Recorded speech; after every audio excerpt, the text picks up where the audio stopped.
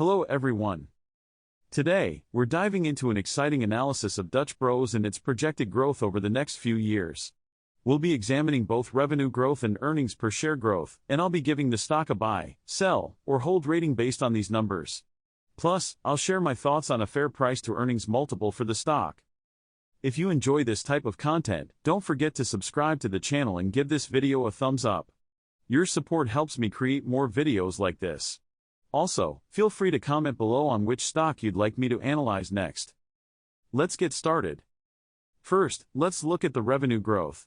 Analysts are predicting that Dutch Bros revenue will reach a whopping $2.66 billion by 2028. This translates to an impressive average annual growth rate of 17%. Now, on to earnings per share. Analysts expect EPS to hit $1.28 in 2028, which means an average annual growth rate of 37%. That's some serious growth potential. Currently, Dutch Bros stock price is $50. If you buy the stock today, you're paying a PE multiple of 39 based on the 2028 earnings projections. In my opinion, this is a fair valuation for a company expected to grow rapidly in the coming years. However, this also means there's no significant upside potential in the near term if analysts' predictions hold true.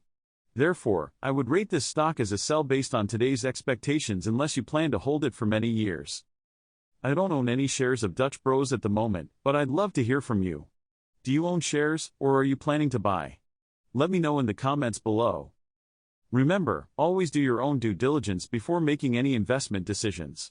This video is for inspiration only and should not be taken as investment advice. Thanks for watching. Don't forget to subscribe, share, and like this video.